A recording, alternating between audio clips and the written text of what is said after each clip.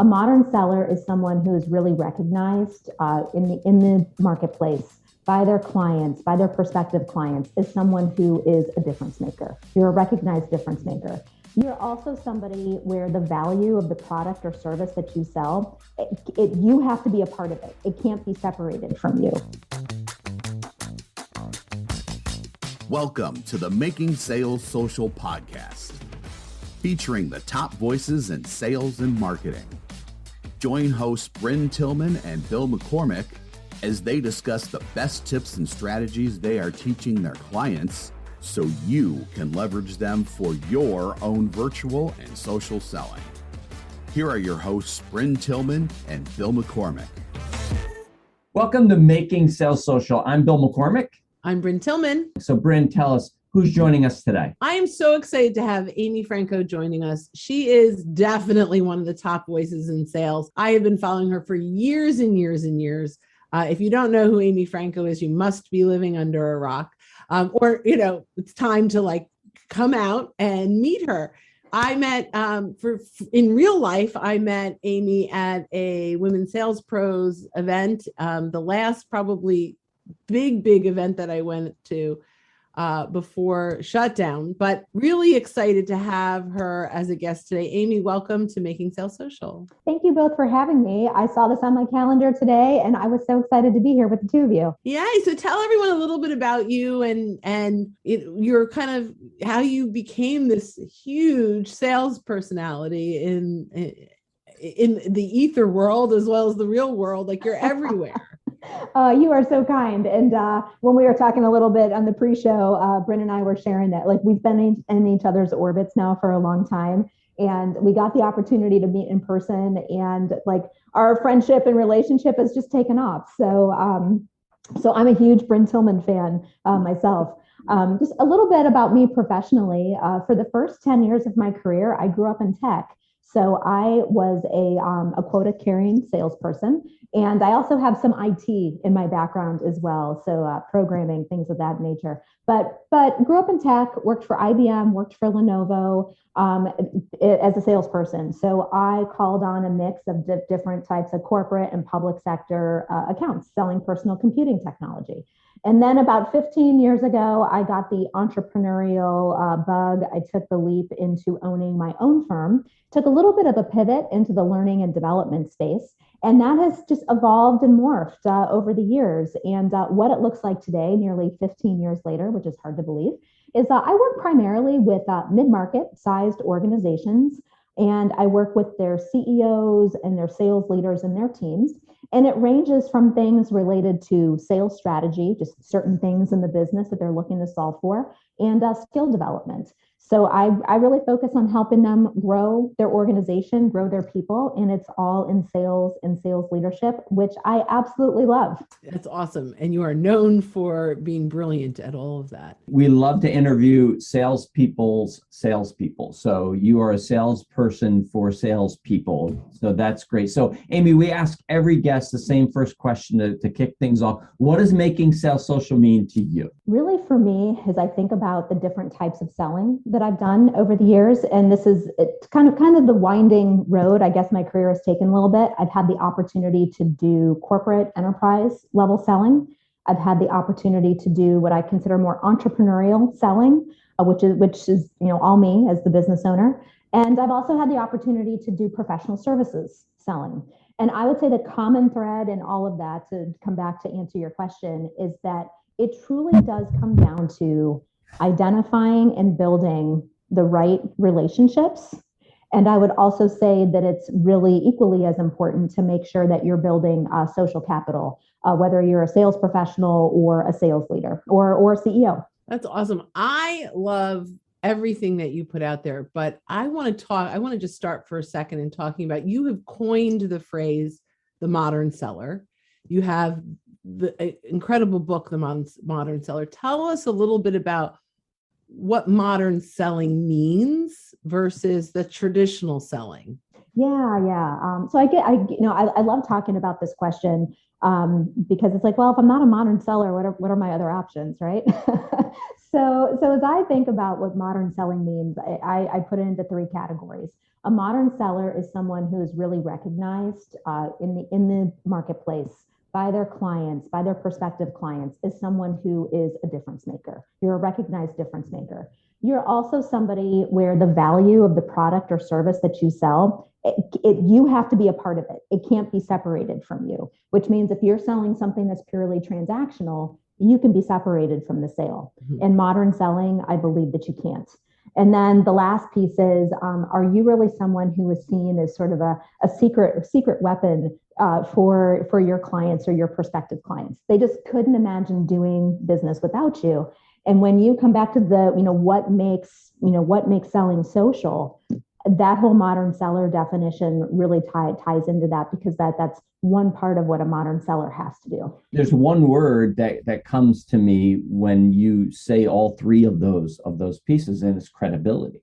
Really, if you have credibility, I think it was Keenan that said, having relationships with your clients is great. Having credibility is better. Relationships, they'll go out and have dinner with you or go play golf with you. But when you have credibility, they're who you call at 2 a.m. when they're having that problem. So I'm curious, when you're training sales reps, what are some things that you tell them they need to do to start establishing that credibility, to start, being recognized, being of value, and being seen as a secret weapon? Yeah. To kind of pull on that thread, I really like that differentiation between building a relationship with someone and being a credible expert that they can rely on.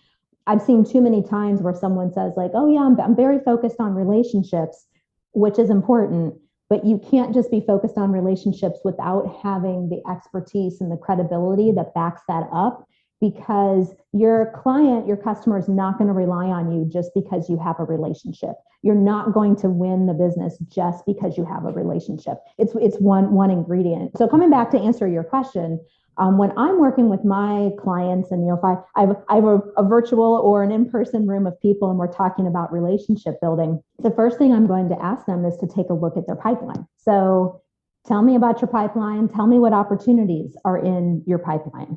And then I'm going to ask you, in each of these opportunities, do you know that you have all the right relationships? Or are you potentially missing some relationships that could lead this opportunity down the wrong path in the pipeline, if you will? So I would say that that's getting people focused in on what are the right relationships to be building, because oftentimes I find people feel like they're on a little bit of a relationship building treadmill. Where do I start? What skills do I need? So I focus people in on their pipeline and their opportunities first to give them a track to run on. I love that. So we know that the challenger customer tells us there are 6.8 decision makers on every company. Something like that, yeah. Right. And that's what their research told us, right? So what do you recommend? So you're working with someone on their pipeline and you're like, okay, you've got a couple of relationships here. Maybe they're influencers. Like, what are some of the tactical things that you recommend to the salespeople to ensure that they're talking to the right 6.8 or whatever their number is? Wright. Wherever that 0.8 person is hanging out, where do we find them? We're on a really big diet. Where are they?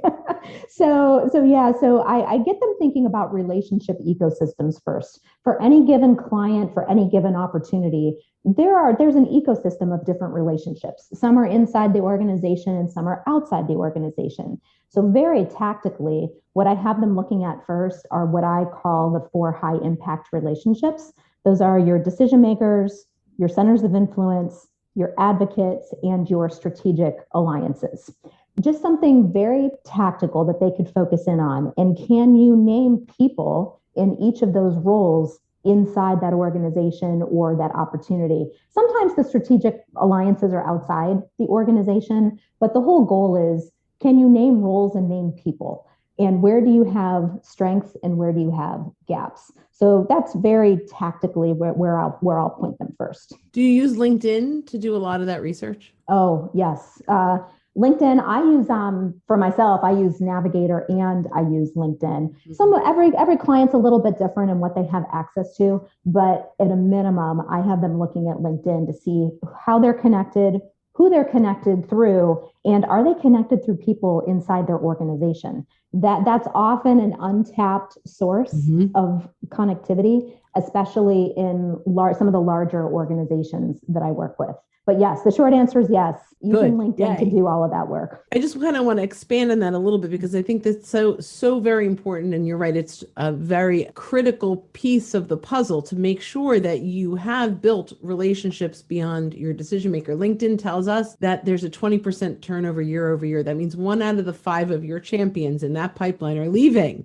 Right? That's a lot, right? So we talk about socially surrounding inside of an organization and making sure that you're deep and wide and you're building rapport throughout. And LinkedIn is such a fabulous way to kind of buy your map, to find those people and connect. Yeah. And one of the things you just reminded me of something else I'll often do is when you're looking at your relationships, do you tend to build relationships with people who are of influence, or do you tend to build relationships with people who are of decision-making authority? You need both. But oftentimes what I find is that in some of the clients I'm working with, they have a lot of influencer type relationships, but not enough higher level decision-making authority, budget authority, decision-making authority type relationships. So that's awesome. The social proximity to our buyers and influencers is really important, right? Who's connected to those decision makers, to those influencers, and making sure we leverage our existing relationships to gain access is, I think, essential to making sure that they're optimizing what you're teaching. Looking to up your LinkedIn game? The Social Sales Link team has you covered with our LinkedIn Sales Accelerator, a guided social selling program that includes training, coaching, and so much more. Visit socialsaleslink.com/in for more details. Again, that's socialsaleslink.com/in. And on your point about the champions or the advocates, I call them advocates, and I think that we probably are talking about the same thing here. Yeah. But so I had this big local client here, and large organization, complex, it's very matrix, which probably a lot of our listeners deal with. And so I had one really great advocate. Like, she introduced me to so many people in the organization. She was one of those people that was always telling me, here's what's coming around the corner. Here are potential opportunities. Well, she retired. She rolled off into the sunset and became an author, and she retired. Well, what I realized very quickly was I needed another one of those, and I only had one. And it took me a while to rebuild that type of advocate champion relationship. Ends up that you're almost kind of building that rapport again, all over again, even though you have all this goodwill with the work you've done with them before, then the new person doesn't know that. In fact, one of the things we tell our clients all the time is to watch notifications for people changing jobs, because that's a great time for people coming into a new position that they're more open to change. And so for the salespeople listening, that's a good reason to go wide and go deep in an organization, because if you're only connected to one person, that new person, they're going to be more apt to change, and you don't want them to do that in that situation. Great point. Yeah, and be stuck in that situation, which I think happens to a lot of us. We are actually, and we do a pretty good job of deep and wide, but we had a verbal on a big deal and our decision maker left. Right. And so now we're like pushed to October, and, we are connected to other people in the organization who are willing to have the conversation. But, it's always, you're like, literally, Bill and I were saying earlier today, when did we have the verbal? He's like, March, April. I know. It's painful. Yeah. I can relate. So now we're, October, November, December, like we're moving this, it's almost a year in before you're rebuilding and establishing that credibility. It's a really great example of how all those relationships are interconnected, and the movement and change that we're seeing in general in the marketplace, and people just having more opportunity to move around, how those types of changes can set any opportunity back a quarter, 2 quarters, even longer. So just a good reminder for all of us to keep our awareness level up of where our key people are moving around to. Yeah, and that's kind of where I wanted to go, was to talk about what we're seeing is the sales cycle, especially for more complex sales. It's always been long. To me, it seems like it's getting longer. I'm not sure if it's COVID or if it's just, we're just coming out of the summer. So what are some things that you would recommend that salespeople do to kind of keep the deal alive, to keep in communication when you know it's going to be a long sales cycle? Yeah. And before I answer that question, I will tell you my longest COVID deal was 565 days. So it just dragged a lot of things out. But it was also the power of perseverance and keeping in touch and knowing that you don't put all of your eggs in one basket, but you know that some of this stuff is going to come back around eventually, and it did. And it's been a very great opportunity to work with this client. But I would say something really tactical that kind of my productivity hack for keeping things moving is to always have something on the calendar that's next with that client, something that's in the calendar. So every time I have ignored my own advice around this, I have regretted it because it can take months to get back on the calendar. So if I'm with a client, so I was just with a client last week. I was with a CEO and a chief growth officer. And so we were actually in person. The three of us met together. And before we left that meeting, so we decided, hey, we do need to talk about this again.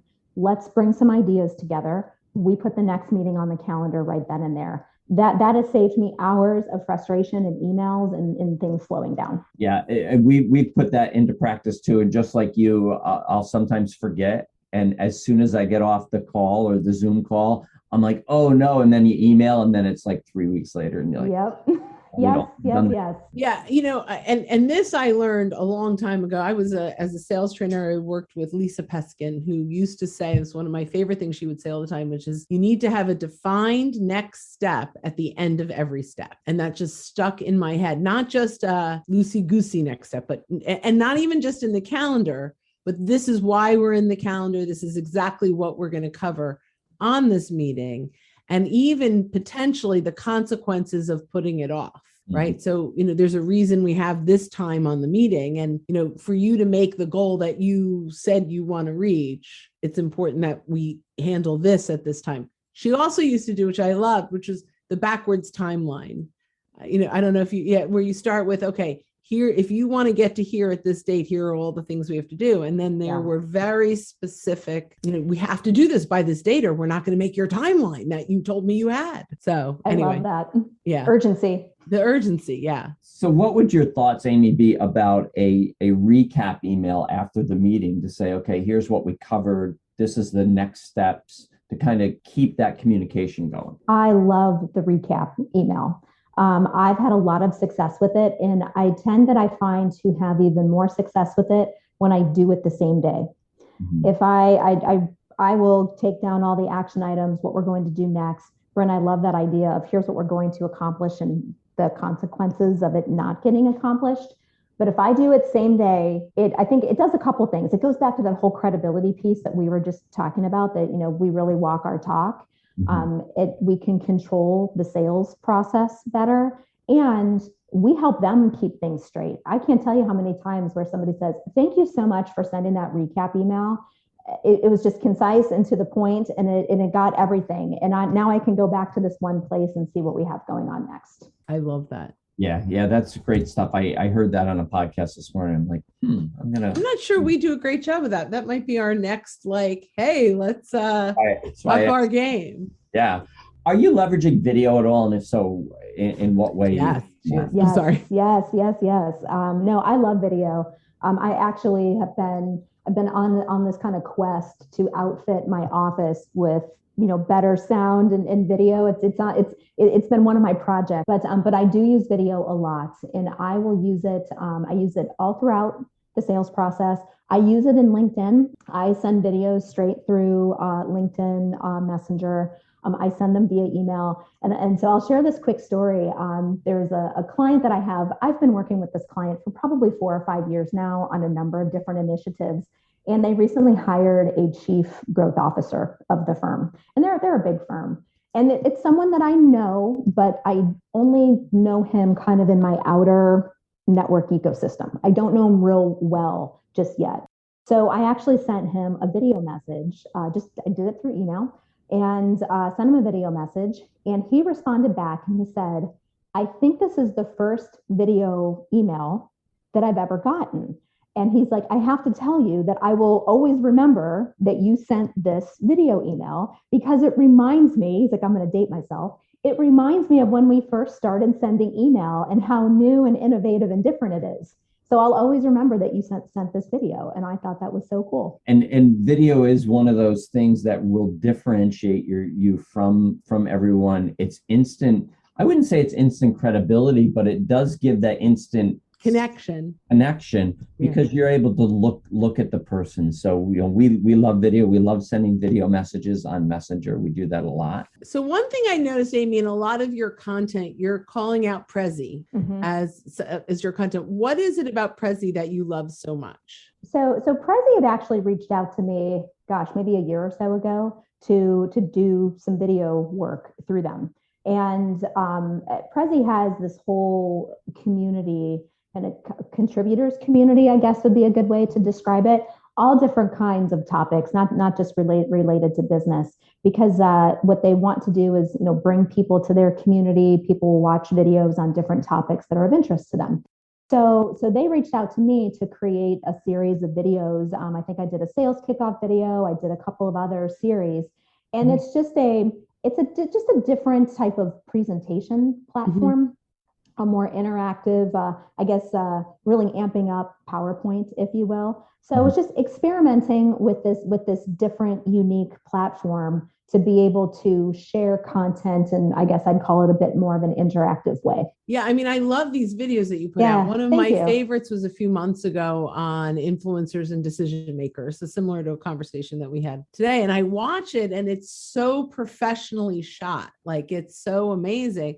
And so do you think salespeople could get a lot of value from? I do. Yeah, I do. And I think it's a mix. I'd be curious on your opinions on this too. I think there's a mix. There's this great authenticity to doing an imperfect video where it's it's a minute. So the video that I mentioned to the chief growth officer, it was not perfect. It was just me basically having a one-way conversation. And I, just recorded it in Zoom. Like a video. That's one way. Basically, yeah, you got it. And then the Prezi piece is definitely something that's more polished. It's you can use it in more formal presentation situations. But I find that type of tool, just something creative and different that you can up your game, and then you can also share all of that socially. Yeah, and I think there's a place for both of those. I think there's a place for the unpolished. Look, I'm just doing this on my phone because I thought of you. And that's that more personal relationship and connection. But now, okay, I'm in a formal area of presentation. I'm going to do that. I'm going to kind of up my game and make it more valuable and differentiate myself. So I think there's a place for that also. Yeah, and we talk a lot about, there's kind of these three. There's one to many, which is sort of these presentations. There's one to few, where we're getting something into the inbox maybe of just the CEOs, specifically very targeted. And then one-to-one, which is what you talked about, which is that video voicemail. So I love that. I love everything you're doing. I know that we're going to wrap this up, but I want to start by saying, follow Amy Franko, engage on her content. It will absolutely transform the way you sell. Yeah. And so speaking of that, Amy, how can folks get a hold of you? I know they can find you on LinkedIn, but what other ways can they connect with you? Yeah, so LinkedIn for sure. And then secondarily, amyfranko.com. You can engage with other content out there. You can opt in for ebooks, our mailing list. So that's the second place I would recommend people go. And go buy the book. Get the book, Amazon. Thank you, Bryn, my hype woman. I appreciate it. Wonderful. Well, Amy Franko, thank you so much for being on this episode of Making Sales Social. Thank you all for listening. And don't forget, as you're out and about this week, don't forget to make your sales social. Bye-bye, everyone. Thanks for listening, and join us again for more special guest instructors bringing you marketing, sales training, and social selling strategies that will set you apart. Don't forget to subscribe to get the latest episodes from the Making Sales Social podcast. Leave a review down below. Tell us what you think, what you learned, and what you want to hear from us next. You can also listen to us on Apple Podcasts, Spotify, Stitcher, and Google Play. Visit our website, socialsaleslink.com, for more information.